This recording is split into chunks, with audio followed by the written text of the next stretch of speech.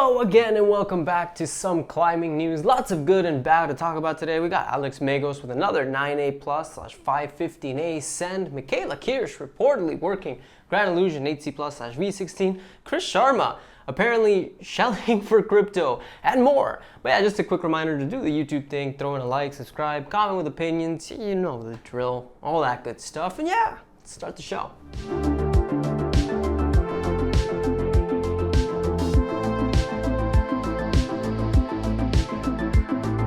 And starting us off today, we have Alex Garriga out of Spain with a send of the 9A plus route, Apocalipsis de la Gioconda. And honestly, I feel like this dude is a pretty under the radar crusher, especially for anyone outside of Spain. But honestly, the guy is pretty freaking legit. Like Apocalipsis de la Gioconda, that's his third 9A plus / 515A in the past 3 months. He sent Mona Lisa Integral 9A plus in June, and now within a couple of weeks has done Las Meninas R2 and Apocalipsis de la Gioconda, all of which are in the same cave or sector thing in Rodellar, Spain. So I mean, like, yeah, this dude has basically climbed out Rodellar. All he pretty much has left are two 9Bs, Delincuente Natural Extensión and the uber famous Ali Hulk Extensión Total sit start, which has been done by people like Jorge Diaz-Rullo, Dave Graham, and Laura Rogora. The name is a freaking mouthful, dude.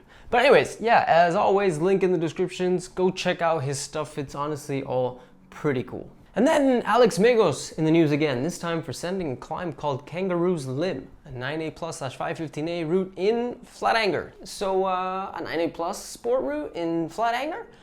Whoever could have been the person that bolted in that fade. What was that?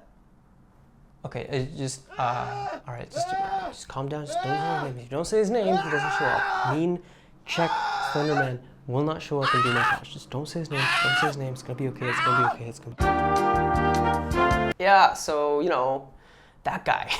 And actually, if you're really curious about this route because you've never really heard of it before, here's a pretty cool video that Stefano Gasolfi did where he breaks the whole thing down. Because just like Megos, who used this thing as a side project while working big, Stefano sent this as a side project while working silence.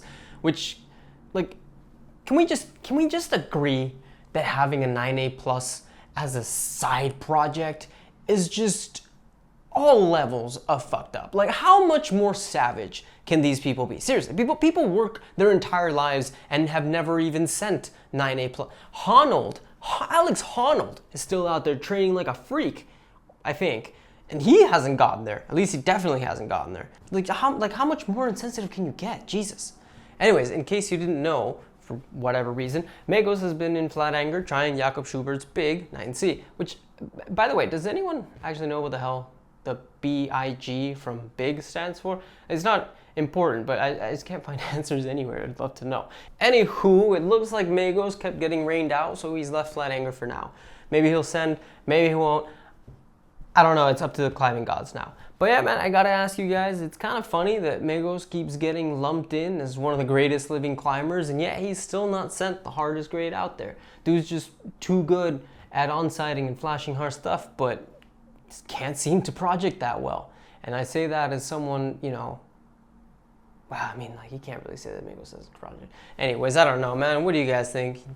Think he's got 9C / 515D in him? You think it'll be big? Love to know your thoughts. And on we move to some insanely great news. It looks like Natalia Grossman is going to be making her return to comp climbing this weekend. So in case you didn't know, because you're not a comp climbing lover or you just are not a very observant person and didn't notice she was gone, or notice but weren't really curious about the fact that, you know, she was not participating this season, Natalia completely tore her ACL and meniscus about half a year ago during a training accident in Austria. Since then, she has been maintaining a ridiculous level of positivity, and only a Natalia level of positivity, and has been rehabbing her knee like crazy. And now, like I said, she has gotten the green light to return to comp climbing, but only lead climbing for the moment. Of course, she can't really fall on a boulder. That'd be crazy. As Natalia has said, her recovery is nowhere near over, but she can now climb with minimal movement restrictions, and it will be extremely interesting to see how she performs. So if you want to show her some support this weekend at the North American Climbing Cup, link to USA Climbing's YouTube page, where they will be live streaming from today all the way through Sunday, is in the link down below, as well as another link that shows the schedules. Honestly, I have no idea if this is going to be region locked or not. But, you know, it's kind of like the World Cups, but hopefully not. Either way, all the best of luck to Natalia, and congratulations on the progress, man. It's good to have you back. And then Dave Graham, who in true Dave Graham fashion, aka not shutting up, has sent Hales Nails AP+, and has written a, let's say, somewhat lengthy a book for an Instagram post, as he tends to do, about his experience. If you want to read what the Wizard of Climbing has to say, I highly recommend it because, well, he's the Wizard of Climbing. Like, I'm giving him shit for not knowing how to close his mouth, or in this case, freeze his fingers, but a lot of what he does say contains quite a few interesting insights into what it takes to continue to climb at the highest level of the sport, the way he has done for years at this point. But yeah, just a quick little announcement about his send. Dude took 4 days to do this and is actually not resting, like, at all. Hasn't for a while, apparently. So I was waiting for some rain to come and like tell him to chill out. I don't know. Give him a follow because it'll be interesting to see if he burns out. And I've actually thought about doing a climb every day thing, to be honest. Not like a going crazy every day, but like there's a distinct difference between getting on crazy overhangs and boards every day and just adding stuff like slabs and very mellow climbing for a little under an hour or something on your rest days. I don't know, maybe that'd be crazy. I don't know. What do you guys think? We'd love to know your thoughts. And then Jules Marchaland, my nemesis. I don't know why he's become my nemesis, but he just is at this point. I will not be giving him crap today. I'm gonna hold in all of that for Sharma in a couple of segments. That said, Jules keeps on trucking. His tick list from the last week is kind of ridiculous. Never Ending Story 8B+/V14, Mystic Styles 8B+/V14, flashes of both Octopussy 8A/V11 and Jack's Broken Heart 8A+/V12, and this is my favorite because I quote, and thought I had done Tigris Sit AB+, but I realized it topped out right and in the rain, and that line doesn't even exist. So, you know, I guess if you're strong enough like that, you can just get lost on a boulder and instead of dropping, accidentally land a first descent. Somehow. God, I hate this guy. Jesus. And then I'm just gonna get this out of the way. Michaela Kiersch is my goddamn hero. Not because she's one of the best climbers in the world, not because she's an incredible athlete, not because she seems like a genuinely cool person, but because she somehow turned professional climbing into a way to get free beer and presumably get paid for it. And I need to know how she did that. She's gonna do an ad about a six-pack when trying one of the hardest boulders in the world. How about a keg when I'm talking about those boulders? Or talking about doing a sandbag V5. Does that sound good to you, Dale's Beer? Does that sound good to you? I'll take it. Please. Please. But honestly, yeah, that beer belly's not helping my climbing at all. I'm cutting back, trying to get back to where I was about a year ago. Beer and Michaela being ripped aside, she's working Grand Illusion, which is pretty freaking rad in my opinion. If she sends, she'll become the second woman to ever send 8C+/V16. And actually, if Sean Bailey is to be given any sort of credibility, also would make her the first woman to send both 8C+ and 9B/515B. So, you know, that's pretty cool.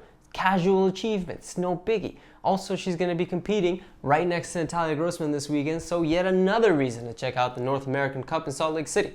Someone get me a beer sponsorship, please. I'm good at selling stuff. It's just people just don't freaking want to just work with me. I don't understand what I'm doing wrong. And speaking of sponsorships, Chris Sharma is partnered with a crypto exchange. I did not see that one coming. And as much shit as I want to give this guy for it, I'm too freaking flabbergasted about it, even to know how to react. Is this real? The top comment on his Instagram post is asking if he got hacked. Like, yeah, right? How is this real? Like, Chris, my guy, what the fuck are you doing? Okay, if you haven't seen the ad, it sucks. A whole bunch of stupid buzzwords meant to appeal to the finance bro and all of us. Measured, execution, take the plunge, calibrate, recover. We are machines. Adapt, advance. Buy your scams with 2Bit. It's the best place for scams. Look, to Chris's semi-credit, he's not shilling for a scam coin or one of those rug pull thingies. 2Bit is just a crypto exchange, and weirdly the 27th biggest one, which is just like kind of sketch. But, you know, not exactly a scam all on its own. I mean, could this be the stepping stone towards becoming the next Haktua girl? Possibly. Will I be buying Passat coin in the future? Definitely. That man sent biography, Jumbalov, La Dura Dura, and Espontas. If there's anyone out there who deserves to steal my money, it's Chris Sharma. I will welcome that rug pull with a crash pad and a spot to catch my fall. But okay, can we just... These stupid marketing people just drew parallels to climbing and trading and chose the worst person to do this with. Sharma? He's the biggest outlier this freaking sport has ever seen. A 0.0000001%er. A guy who never trained a day in his life and somehow ended at the very fucking top of this sport as one of the greatest athletes we've ever seen. They're trying to say that anyone can be successful at trading crypto if they try hard, like the best climber in the world. I'm seeing them tell me that the only people that make money out of trading, like in climbing, are the top 0.00001%. Fucking morons. And Chris, listen, crypto, man, like you gotta know that even if we're talking about an exchange, this is just not gonna look good for anyone, because even though an exchange won't do a rug pull, they get hacked all the time. People get their money stolen. It's not a good idea, dude. This is the lamest fucking thing I've seen in a while. It's the exact opposite of Michaela Kiersch's beer sponsorship. But then again, you know, this is some climbing news, right? Like, the idea is to give my opinion and offer a place for you guys to discuss. So let's hear yours. What do you guys think about all this? Am I crazy for giving Chris Sharma shit for shilling crypto? But hey, that was some climbing news. Thanks as always for watching. If you got this far, massively appreciate the support. Don't forget to do the whole like, subscribe, comment thing if you're in all of this. Enjoy the weekend. I will see you again on Tuesday for the regular show. But in the meantime, of course, and as always, go climb some stuff.